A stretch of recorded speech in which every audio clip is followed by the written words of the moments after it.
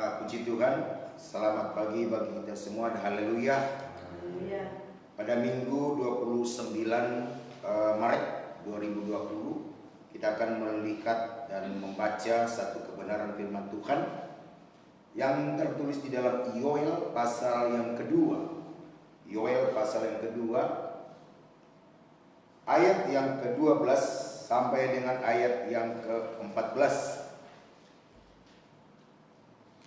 Yoel pasal yang kedua, ayat 12 sampai 14 yang berkata demikian. Seruan untuk bertobat.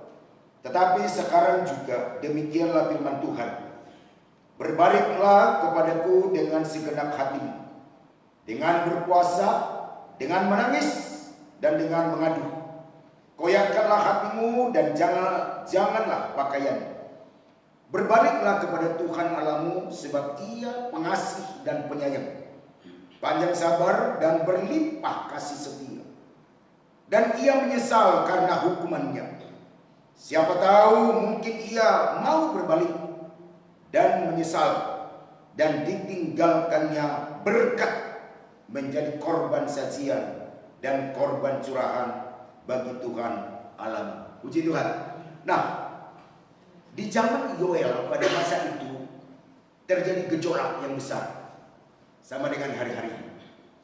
Di mana pada waktu itu kalau kita lihat Yoel pasal 1 mulai dari ayat 3 sampai 7, ayat 10 sampai 12. Pada masa itu bangsa Israel mengalami di mana pohon anggur semua musnah. Gandum mereka habis, seluruh tanaman mereka habis. Dan di sana ada pohon apel, pohon korma, pohon delima menjadi kering, petani menjadi malu. Semua habis tanaman mereka. Nah, kenapa habis?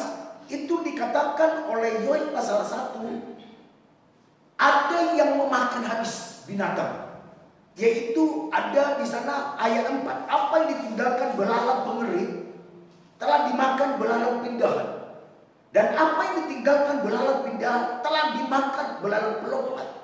Dan apa yang ditinggalkan belalang pelompat telah dimakan belalang belalang. Mungkin begitu banyaknya belalang pada masa itu. Di zaman Hosea sampai ke zamannya Yoel puncaknya. Semua tanaman mereka habis. Dan tidak ada panen.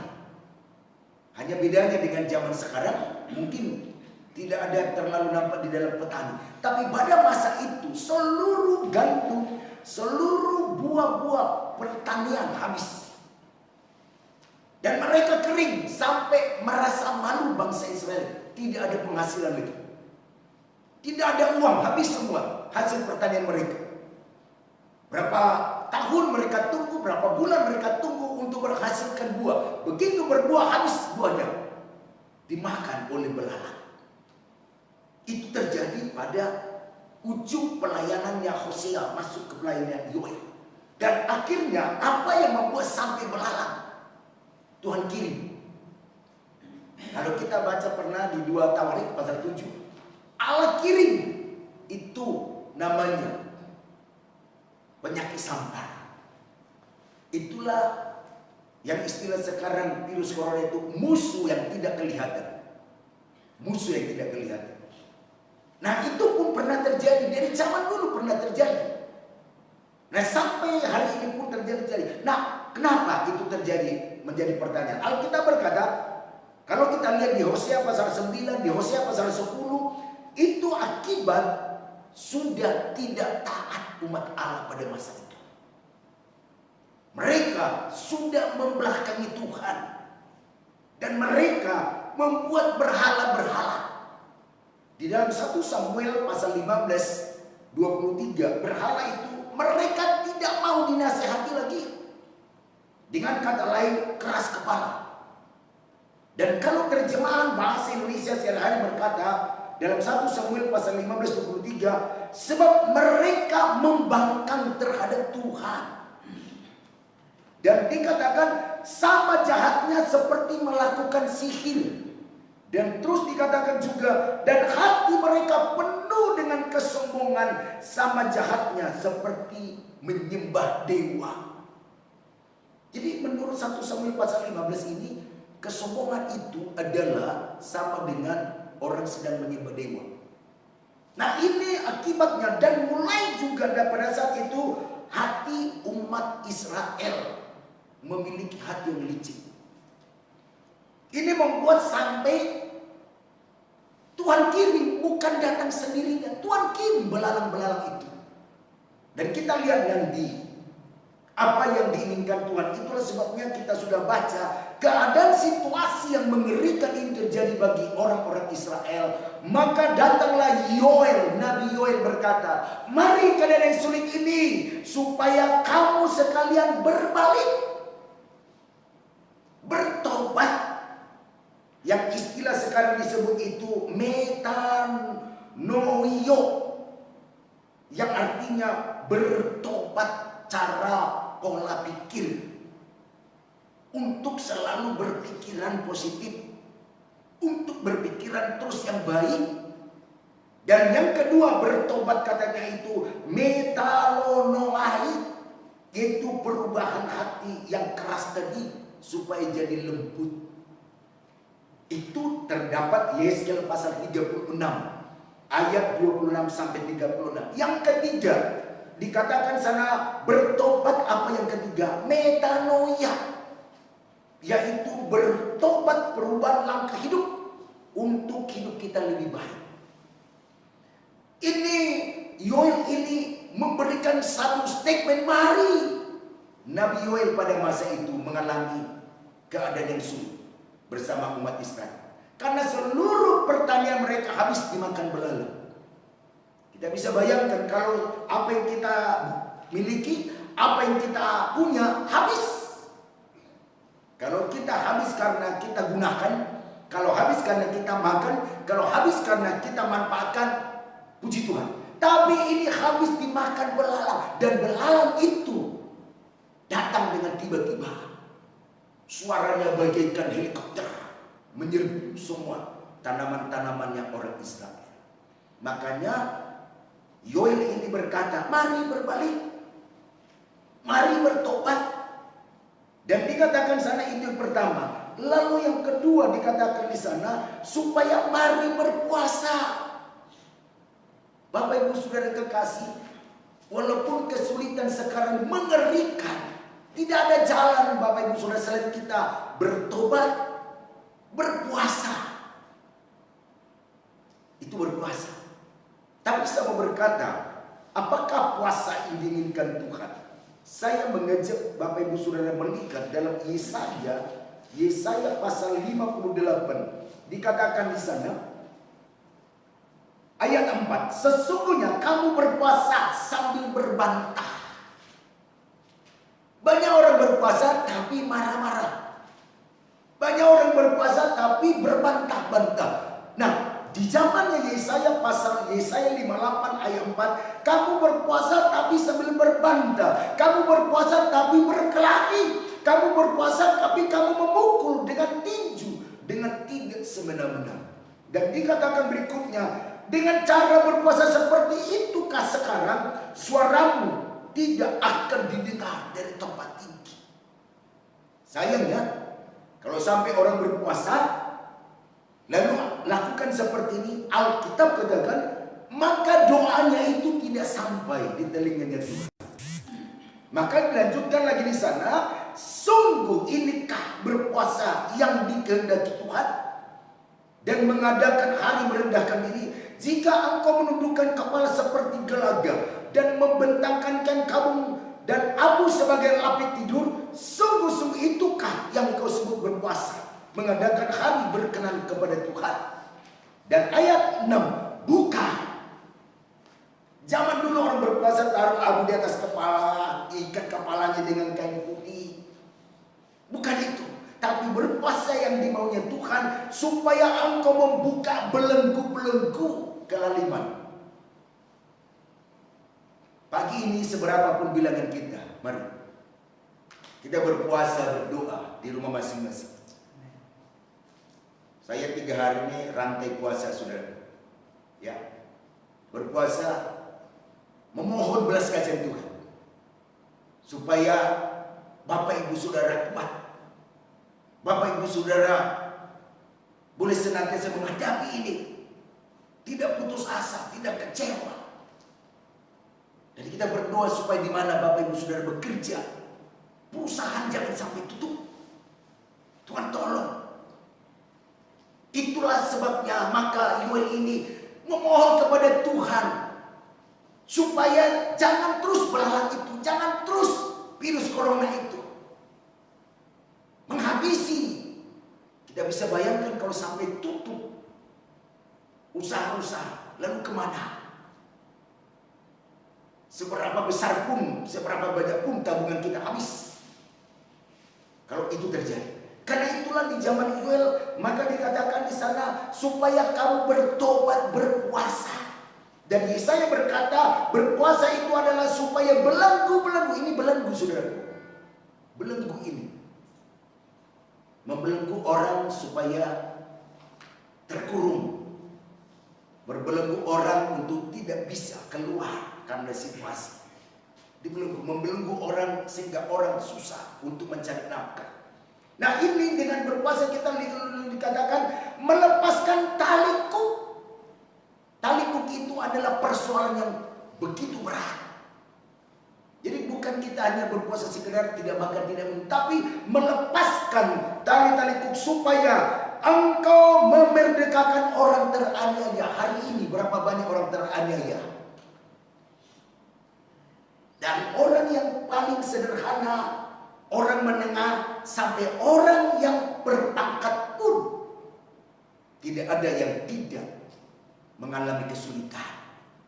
Begitu mengerikan virus corona itu. Apa mau kita buat? Apakah kita melipat tangan berdiam diri? Apakah kita cukup mengurungkan diri? Kita berbuat sesuatu, mohon kemurahan Tuhan.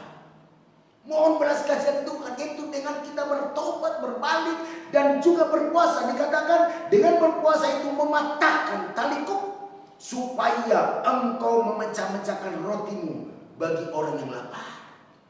Roti firman, haus, kebenaran. Nah ini yang dikatakan di zamannya Yoel, dikatakan sana berpuasa. Dan Yoel pasal 2 tadi, tetapi sekarang ayat 12, duduk dibeli. Demikianlah firman Tuhan, berbaliklah kepadaku dengan segenap hati. Itu yang pertama. Kedua, berpuasa. Ketiga, menangis. Menangis sudah. Menangis kita bukan karena sudah tidak ada uang, tapi menangis mohon kemurahan Tuhan. Mohon belas kasihan Tuhan. Di zaman Yoel, diundang Yoel semua umat Israel, mari. Yang tadinya kamu orang-orang dikatakan sana, yang tadinya kamu yang tidak taat, yang tadinya kamu penyembah berhala, membelakangi Tuhan, yang tadinya engkau memiliki hati yang licik, mari bertobat.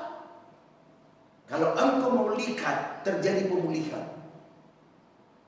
Sekarang tidak pandang bulu saudaraku.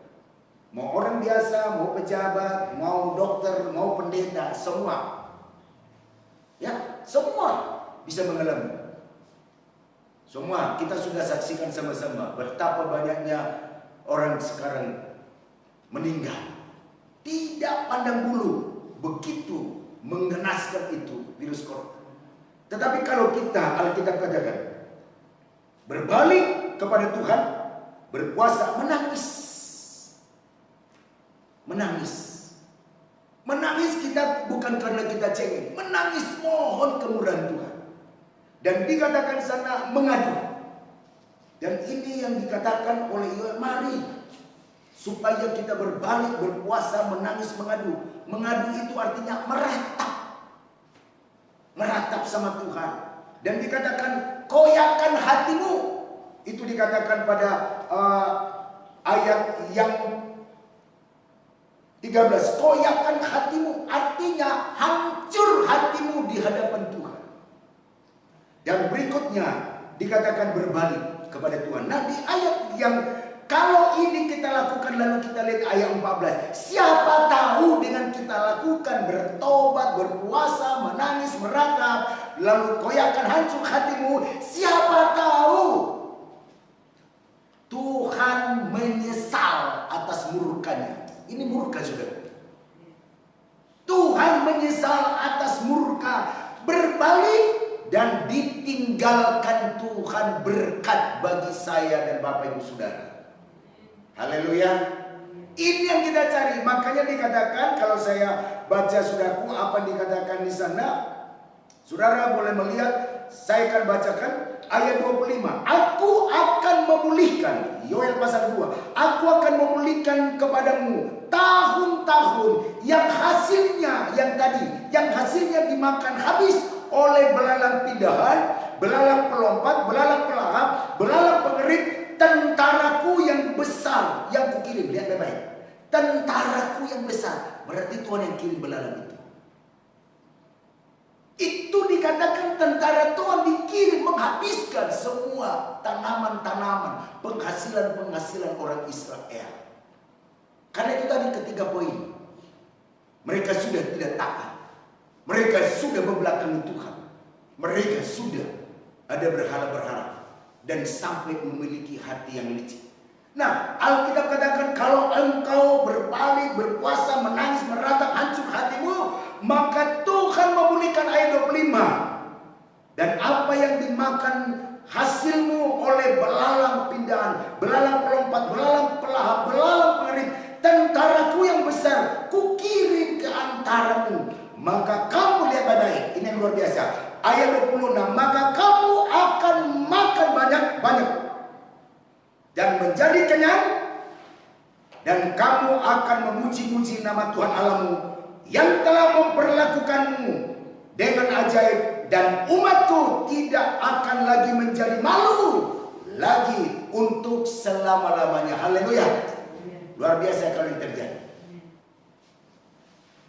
Bayangin saudaraku, Tuhan yang kirim untuk membuat supaya orang sadar. Tetapi jangan lupa, yang menjadi kekuatan bagi kita, maka kamu setelah Tuhan pulihkan, berarti Tuhan tidak mau kita jadi orang yang melarang. Tuhan tidak mau kita jadi malu. Kan malu kalau kita di PHK, malu kalau kita mengalami kesulitan. Tuhan tidak mau terjadi itu. Tetapi menjadi pertanyaan, maukah kita berbalik, datang lebih sungguh-sungguh, berpuasa? Mari ajaran firman ini di tengah-tengah waktu ini, yang masih ada waktu, Bapak Ibu Saudara tidak keluar rumah, ada di rumah. Mari, mau 1 hari full puasa silakan, mau setengah hari puasa silakan. Mampu mungkin cuma sampai jam 12, jam 1 silakan. Tidak makan, tidak minum. Dari pagi sampai siang atau sampai jam 1. Dan dalam puasa itu jangan ada yang berbantah-bantah. Dalam puasa itu jangan ada yang sampai kesal hatinya. Harus benar-benar dalam puasa itu menghadap Tuhan. Mohon kemurahan-Mu, mohon belas kasihan-Mu. Itu menjadi doa kita. Supaya bangsa kita dipulihkan. Perekonomian dipulihkan, di mana kita bekerja sampai kepada pelayan, semua berdampak saudara. Bukan saja di dunia bisnis, di dunia bekerja, sampai dunia pelayanan pun berdampak saudara. Itulah sebabnya hari-hari ini semua bukan lagi sekedar hanya berkumpul, tapi bagaimana memohon belas kasihan Tuhan, sehingga dikatakan oleh firman Allah di sini, maka kamu akan makan banyak-banyak dan menjadi kenyang, dan kamu akan memuji nama Tuhan Allah. Berarti Tuhan tidak mau kita jadi kering. Kalau kita melarat, kalau kita jadi orang paling miskin, bagaimana kita semangat memuji Tuhan? Allah tidak mau seperti itu. Allah mau kita, makanya ada yang disebut Hari Raya Pondok Daun, di mana umat Israel makanlah yang sedap-sedap. Dan pada saat itu pemulihan terjadi.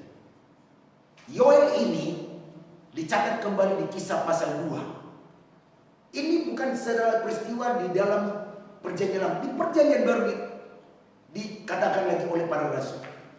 Akhir-akhir zaman nanti, di tengah kesulitan, maka akan ada satu pemulihan. Maka dikatakan oleh Malaki, ada perbedaan orang benar, orang fasik. Ada perbedaan orang beribadah dengan orang tidak beribadah. Itu akan kita lihat. Tapi pada pagi ini mari, di Minggu 29 Maret ini, mari Bapak Ibu Saudara yang kasih dalam Tuhan, mari kita semua, supaya apa anjuran firman Allah dalam kitab Yoel, dengan kita berbalik kepada Tuhan, dengan kita berpuasa, dengan kita menangis dan meratap hancur hati kita di hadapan Allah, maka kita lihat, siapa tahu itu ayat 14, Allah menyesal akan murka yang sudah dijatuhkan. Ini sudah jatuh Tuhan. Bapak Ibu sudah jatuh. Apa yang sedang terjadi? Virus ini sudah jatuh. Siapa tahu dengan kita lakukan itu, maka Allah halaukan itu. Sehingga bangsa kita, negara kita yang ada di bangsa ini, kita boleh kembali bebas bekerja. Kita kembali bisa bebas berdoa. Kita kembali bebas beribadah. Karena Tuhan memberikan. Kalau Tuhan memberikan, gak tanggung-tanggung Bapak Ibu Saudara. Belalang-belalang tadi yang mengambil semua mata pencarian kita, belalang-belalang tadi yang mengambil semua penghasilan kita, Allah halaukan itu, dan Tuhan buat kita makan sampai kenyang agar kita dapat memuji Tuhan. Tujuannya ternyata kalau kita diberkati supaya kita memuji Tuhan, supaya kita beribadah kepada Tuhan. Kalau kita diberkati bukan kita supaya kita berpoya-poya, tapi kita datang ke Tuhan. Karena itu mari Bapak Ibu Saudara di rumah masing-masing, mari adakan terus mezbah keluarga. Adakan terus doa-doa rantai. Ya, doa rantai. Misalnya jam ini suami berdoa, entah setengah jam, istirahat 1 jam kemudian atau 2 jam kemudian istri. Mungkin dia bisa berdoa cuman mungkin 20 menit, tidak mengapa. Yang penting ada doa di rumah itu. Lalu mungkin 1 jam kemudian anak berdoa. Nah mungkin hanya bisa dia 10 menit namanya anak-anak, dia berdoa, memohon kemurahan Tuhan, supaya keluarga kita dilindungi oleh kuasa Tuhan. Sehingga anak-anak kita, keluarga kita mendapat pertolongan. Biarlah kita ini seberapa yang kita ada, mewakili untuk kita memohon belas kasihan Tuhan, kemurahan Tuhan. Nah inilah menjadi satu perenungan di Minggu 29 Maret ini. Dengan satu kesimpulannya, Tuhan mau umatnya tidak mendapat malu. Umatnya supaya tetap bersuka cita. Umatnya supaya tetap memuji Tuhan. Mari kita sudah melaksanakan 2 penyembahan. Kita sudah meratap kepada Tuhan. Kita sudah menangis mohon belas kasihan Tuhan. Supaya 1 minggu ke depan terjadi kemurahan Tuhan. Terjadi kebaikan Tuhan. Dan semakin cepat dipulihkan dan dihalaukan segala virus-virus corona itu dari keluarga-keluarga kita. Khususnya jemaat-jemaat yang ada di GBI Victoria. Tuhan Yesus memberkati. Inilah menjadi perenungan bagi kita semua. Mari maju terus. Sebab dikatakan bahwa supaya para imam, para pelayan, itu dikatakan pada ayat 17. Mari menangis di paling depan mezbah. Itu di zaman Yoel dikumpulkan imam-imam maju, pelayan-pelayan mari bernangis di hadapan Tuhan, berdoa agar kemurahan Tuhan, karena Tuhan sayang kepada umatnya, agar kita melihat kebaikan Tuhan, cinta Tuhan menolong kita semua. Puji Tuhan. Inilah kebenaran firman Allah yang boleh saya sampaikan pada pagi ini. Kiranya Roh Kudus menolong kita semua. Kiranya Roh Kudus memberkati kita, meneguhkan, membentengi kita semua dengan darah anak domba. Dan Tuhan menolong kita 1 minggu ke depan. Dan itu jangan pernah takut bahwa Allah kita itu ingin supaya umatnya semua yang disayanginya tidak mendapat malu, terpelihara, tercukupkan segala kebutuhan, dan sehat-sehat dalam segala kelimpahan berkat dari Tuhan. Tuhan memberkati kita semua dan Tuhan menolong kita semua. Haleluya. Amin. Selanjutnya saya serahkan kepada Ibu Ingrid. Haleluya.